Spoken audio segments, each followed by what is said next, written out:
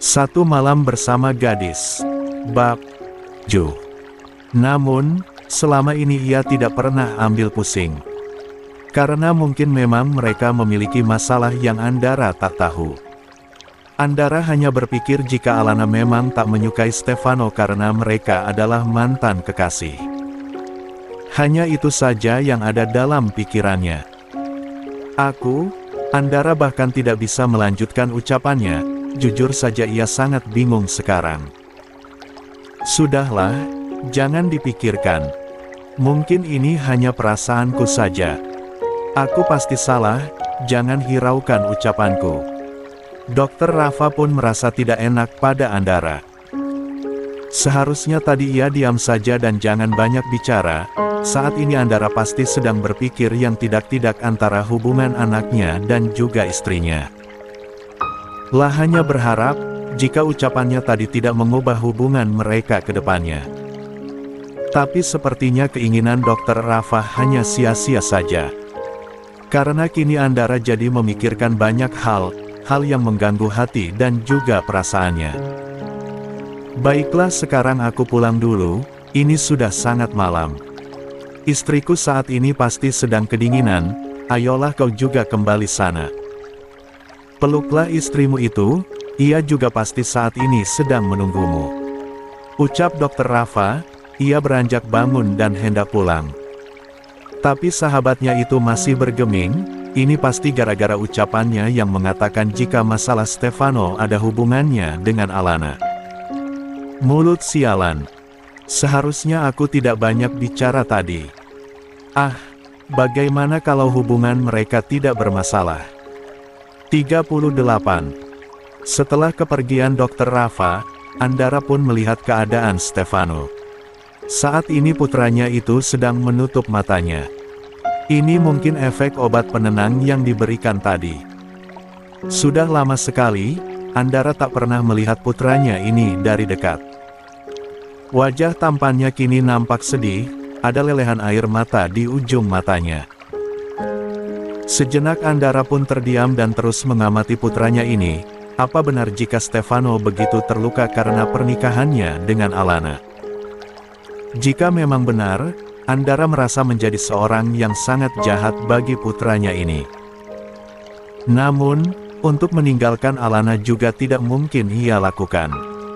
Lah sangat mencintai Alana, tapi ia juga tidak ingin membuat hati anaknya terluka. Astaga, apa yang harus ia lakukan saat ini? Posisi Andara sangat sulit, ia tidak ingin melihat kedua orang yang begitu berarti di hatinya itu tersakiti dan juga terluka. Namun, jika semua itu harus ia bayar dengan perpisahannya dengan Alana, sungguh Andara tidak bisa melakukannya. Alana, gumam Stefano, perlahan tapi Andara masih bisa mendengar apa yang dikatakan oleh putranya. Hatinya sakit, rasanya bagai tercabik hingga bagian hatinya ikut terluka saat melihat anaknya begitu menderita. Ia membayangkan bagaimana sakitnya hati Stefano saat ini. Di mana wanita yang sangat ia cintai kini menjadi ibu tirinya. Astaga, takdir hidupnya ini terasa sangat membingungkan. Andara bahkan tidak tahu apa yang harus ia lakukan. Ia terdiam sebentar lagi untuk melihat wajah Stefano. Setelah itu ia pun kembali pergi ke kamarnya. Alana juga pasti sudah menunggunya saat ini. Andara pun kini kembali ke kamarnya, hari ini terasa begitu melelahkan. Bukan hanya tubuhnya yang terasa letih tapi juga hatinya ikut lelah memikirkan masalah yang tahu ujungnya. Di luar kamar Stefano terlihat Lydia sudah menunggunya, akan tetapi saat ini suasana hatinya yang sedang tidak baik membuat Andara lebih menghindarinya untuk saat ini. Lah takut jika nanti ia tak bisa menahan emosinya. Melihat Andara yang melewatinya begitu saja, membuat Lydia kesal tapi ia juga tak bisa melakukan apa-apa. Padahal saat ini ia ingin membicarakan masalah Stefano. Ia juga ingin bertanya tentang apa yang dijelaskan oleh Dokter Rafa tadi. Akan tetapi, sepertinya sia-sia saja ia menunggunya sejak tadi. Itu karena Andara sama sekali tidak mempedulikannya. Dan malah lebih memilih untuk pergi. Sudahlah, lagi pula ini sudah malam. Sebaiknya ia juga istirahat. Bukankah besok ia masih bisa mencari tahu tentang apa yang sebenarnya terjadi pada Stefano? Di kamarnya Andara jadi banyak melamun. Saat ini pikirannya tidak tenang. Ia sedang memikirkan antara Alana dan juga Stefano. Pandangannya kini mengarah pada Alana yang sedang tertidur. Wanita cantik yang sangat ia cintai itu ternyata juga dicintai putranya. Namun, itu tidak akan Andara jadikan alasan untuk ia meninggalkan Alana. Tidak. Andara tidak sanggup kehilangan cinta yang baru saja ia gapai. Terdengar egois memang. Ia terlihat seperti seorang ayah yabek yang tidak mempedulikan putranya. Namun, dengan meninggalkan Alana pun tidak akan membuat Stefano dan Alana bersatu. Tidak mungkin ia. 39. Menikah dengan wanita yang pernah menjadi ibu tirinya. Apa yang akan orang-orang katakan nanti? Andara menarik tubuh Alana lalu ia dekap.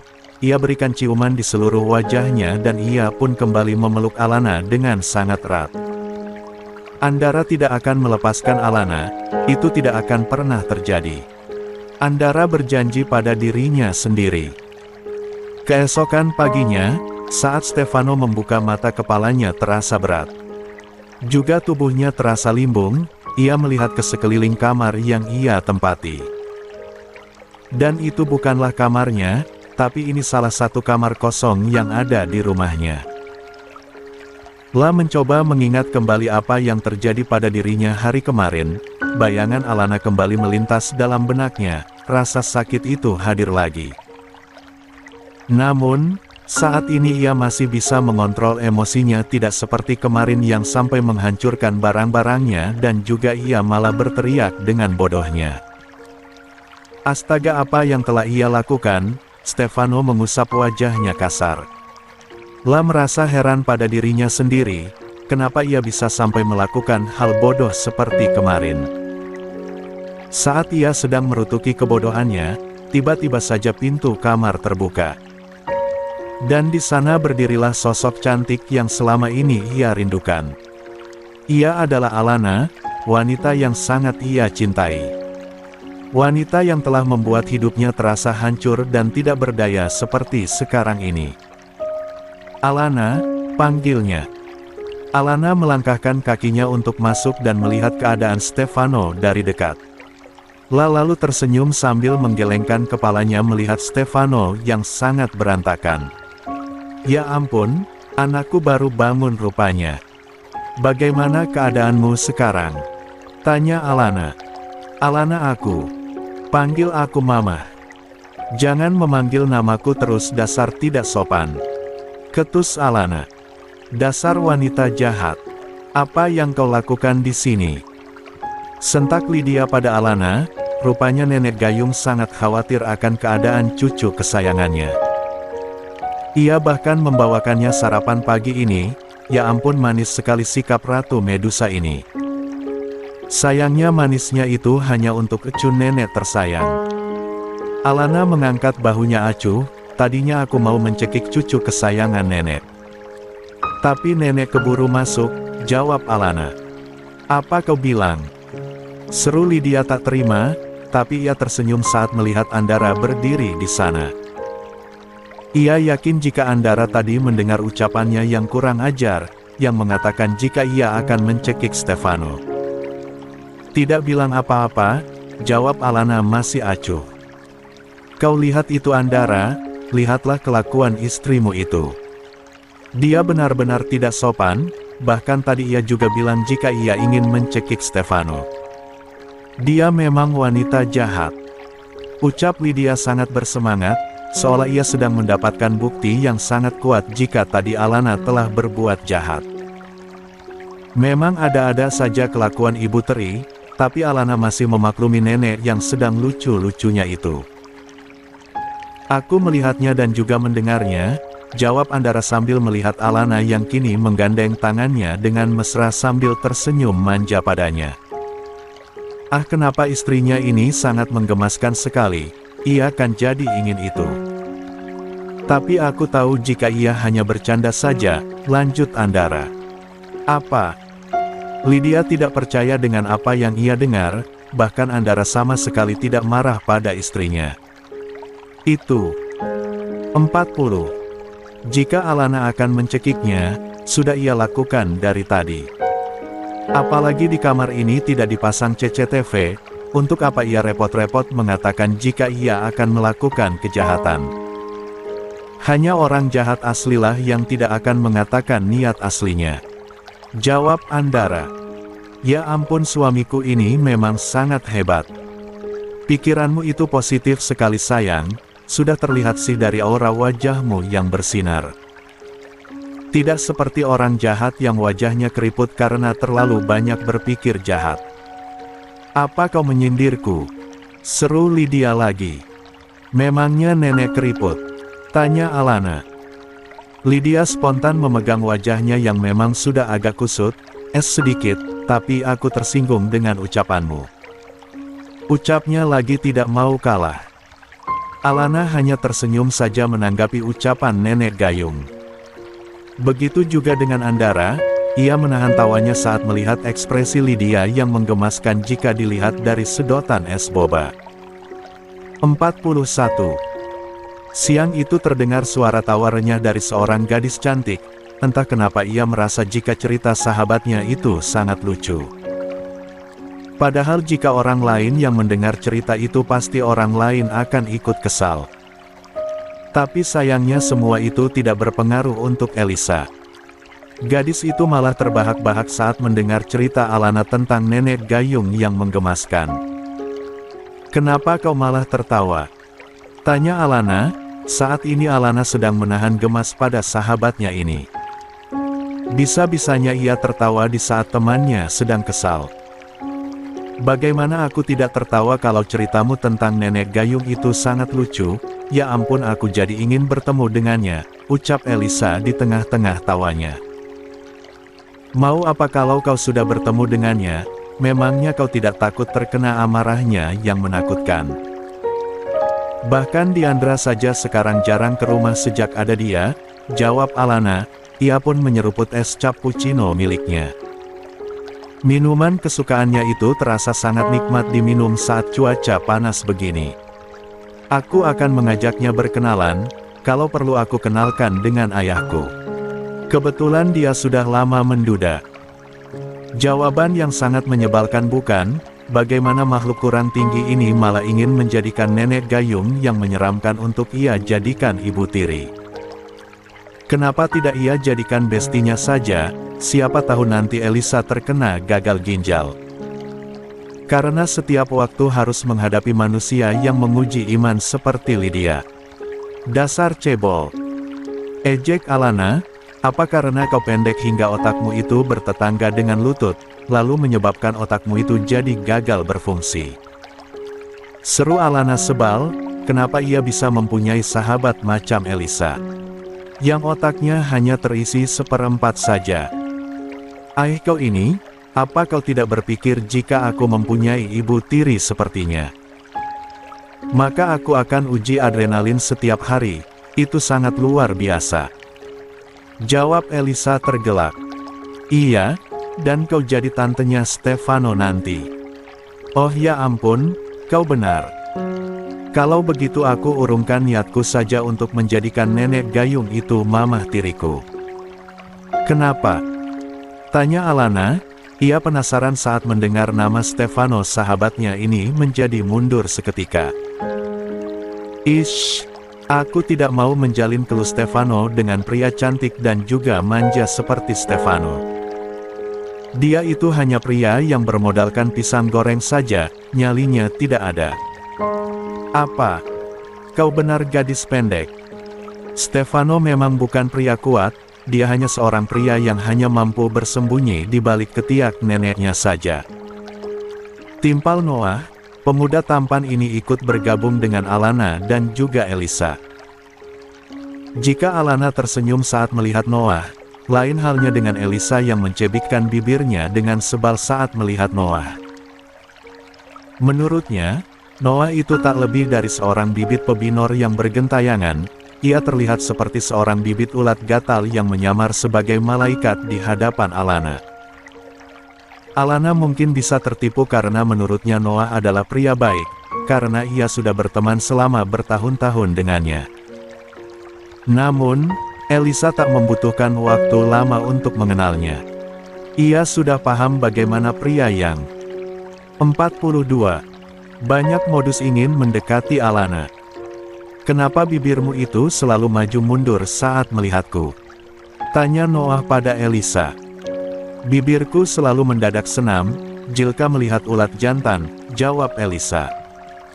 Apa kau bilang? Noah langsung memasang wajah yang kesal saat mendengar ucapan Elisa yang jujur itu. Apa telingamu itu kurang berfungsi, anak jangkung? Ejek Elisa. Alana langsung tertawa saat melihat Elisa dan Noah yang beradu mulut. Entah kenapa Alana juga merasa aneh karena setiap kali Noah mendekat Elisa langsung terlihat sebal. Padahal Noah sama sekali tidak pernah mengganggunya.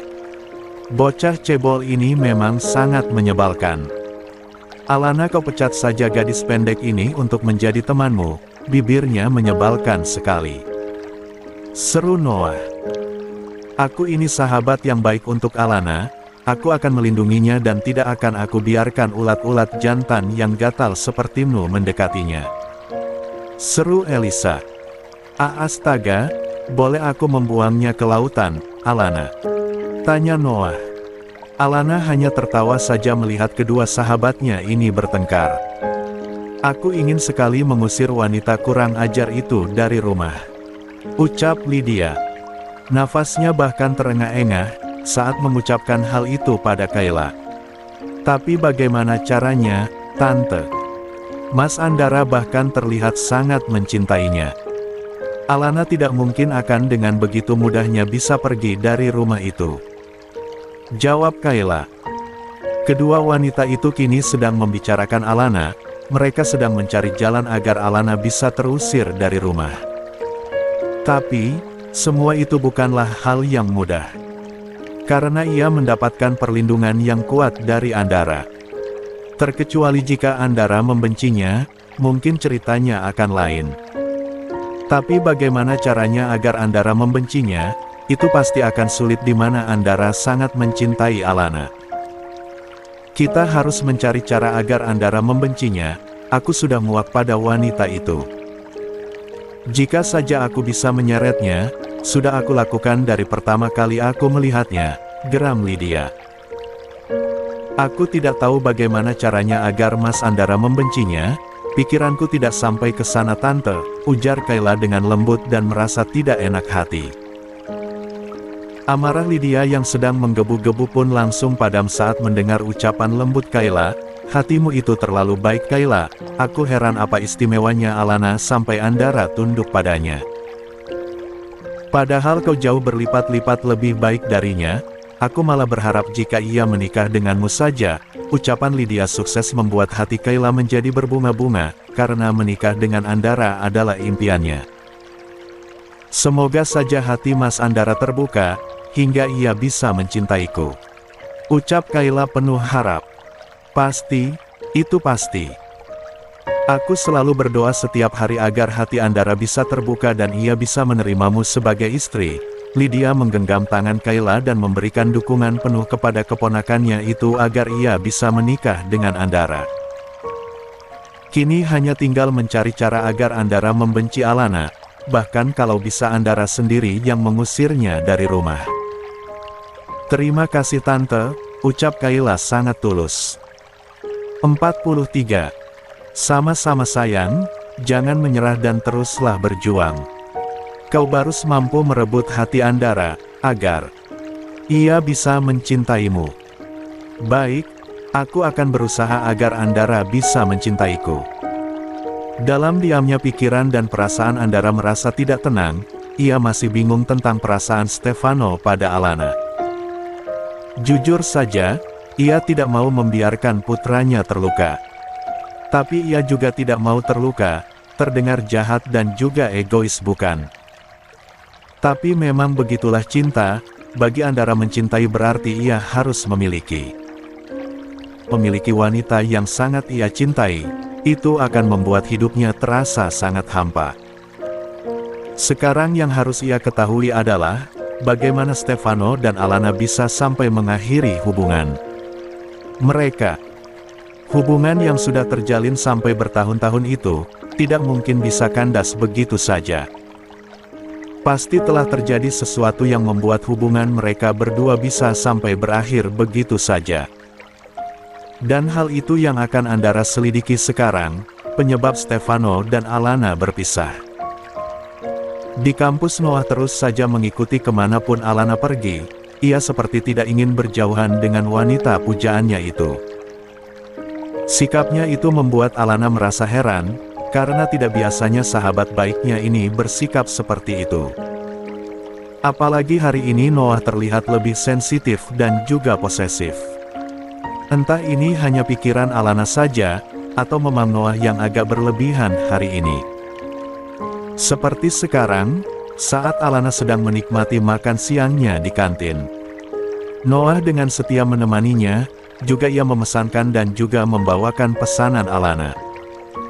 Berlebihan memang, tapi itu masih wajar. Mungkin saja memang karena Noah sekalian saja mengambil makanannya. Alana berpikir jika pikirannya terlalu berlebihan dalam menilai Noah. "Ayo makanlah, nanti keburu dingin dan makanannya jadi tidak enak," ucap Noah. Andai saja saat ini Elisa ada bersama dengan mereka, mungkin saat ini sahabat mungil Alana itu pasti sudah banyak berdebat dengan Noah. Karena menilai Noah dengan berlebihan, sayangnya Elisa kini sudah pulang duluan karena ayahnya sedang sakit tadi. Ia khawatir dan memutuskan untuk pulang lebih dulu. "Terima kasih, Alana. Jangan sungkan begitu, seperti pada siapa saja," jawab Noah. Alana hanya tertawa menanggapi ucapan Noah, sampai terdengar suara Diandra yang menguji kesabaran. "Alana, astaga, sepertinya ada wanita yang lebih gatal dariku. Sudah mempunyai suami tapi tetap saja masih menggoda pria di luaran," ucapnya dengan nada menghina yang kentara. Alana yang tidak terima pun langsung menjawabnya, karena ia yakin jika ucapan Diandra itu ditujukan padanya. 44. "Hei Yuyu Kangkang, kau bicara padaku," seru Alana kesal. Ia mulai terpancing emosinya oleh Diandra. "Kau pikir pada siapa lagi? Bukankah di sini yang sudah menikah dan menjadi wanita gatal itu hanya kau saja?" jawab Diandra. "Diandra, jaga mulutmu," sentak Noah. Ia tak terima Alana dihina oleh Diandra yang justru lebih rendah sifatnya dibandingkan dengan Alana. Ya, Noah mengetahui kenapa Stefano dan Alana bisa sampai putus. Selama ini ia diam-diam mencari tahu tentang kandasnya hubungan mereka. Dan belakangan Noah tahu, jika Alana menikah dengan Andara karena ia hanya ingin balas dendam. Semua itu Noah ketahui dari buku harian Alana yang berada di kamarnya, kamar yang ada di rumahnya. Saat itu Noah berpura-pura ikut istirahat di rumah Alana, dan karena Hera sudah terbiasa dengan kehadiran Noah. Juga karena ia merasa jika hubungannya sudah dekat dengannya. Maka dengan mudahnya Hera membiarkan sahabat putrinya untuk istirahat di rumah. Saat Hera lengah, Noah diam-diam masuk ke dalam kamar Alana dan disitulah Noah mencari tahu tentang Alana. Hingga ia menemukan sebuah buku diari milik Alana. Yang di sana tertulis jika Alana ingin membalas dendam pada Stefano dengan menikahi Andara. Ia merasa sakit hati atas pengkhianatan yang dilakukan oleh Diandra dan juga Stefano. Alana juga menjelaskan betapa hatinya sangat sakit saat ia melihat Stefano dan juga Diandra tengah berbagi peluh di hadapannya. Dengan mata kepalanya sendiri ia melihat mereka tengah mendesah bersama. Untuk itulah, hari ini ia bersikap berbeda pada Alana. Itu karena ia merasa jika ia masih memiliki kesempatan untuk memiliki wanita pujaannya ini. Lah sangat yakin, jika Alana sama sekali tidak memiliki perasaan apapun pada Andara. Diandra berdecak kesal saat melihat Noah yang selalu menjadi orang yang berada di garda terdepan saat ia ingin menyerang Alana. Kakak, kenapa kau selalu saja mengganggu Noah? Apa yang kau dapatkan darinya? Kenapa kau selalu membelanya? Kau tahu sikapmu itu membuatku muak. Hanya satu yang aku inginkan darinya, yaitu cintanya. Ucap Noah dengan lantang. Dek, apa